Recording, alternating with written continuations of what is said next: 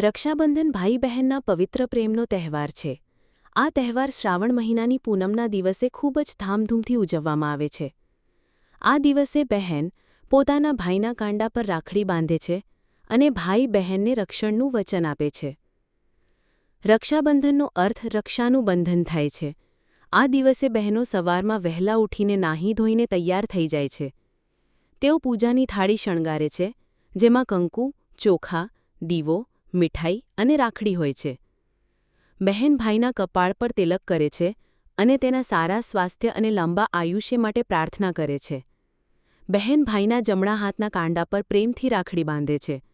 બહેન પોતાના ભાઈનું મોં મીઠું કરાવે છે. ભાઈ પણ પ્રેમથી બહેનને ભેટ આપે છે. આ ભેટ બહેન માટે ભાઈના પ્રેમનું પ્રતીક છે. ભાઈ બહેનને વચન આપે છે કે તે હંમેશા તેની રક્ષા કરશે. આ તહેવાર ફક્ત સગા ભાઈ બહેનો પૂરતો સીમિત નથી. છોકરીઓ તેમના પિતરાઈ ભાઈઓને અને જેમને ભાઈ માને છે તેમને પણ રાખડી બાંધે છે. રાખડી એ માત્ર એક દોરો નથી, પણ તે બહેનના પ્રેમ અને ભાઈની રક્ષાના વચનનું પ્રતીક છે. આ દિવસે ઘરમાં ખુશી અને આનંદનો માહોલ હોય છે. પરિવારના બધા સભ્યો ભેગા મળીને આ તહેવારની ઉજવણી કરે છે. ઘરમાં જાતજાતની મીઠાઈઓ અને સ્વાદિષ્ટ વાનગીઓ બને છે. બજારોમાં રંગબેરંગી અને સુંદર રાખડીઓ જોવા મળે છે. બાળકો આ તહેવારની આતુરતાથી રાહ જોતા હોય છે. આ તહેવાર આપણને પારિવારિક સંબંધોનું મહત્ત્વ શીખવે છે.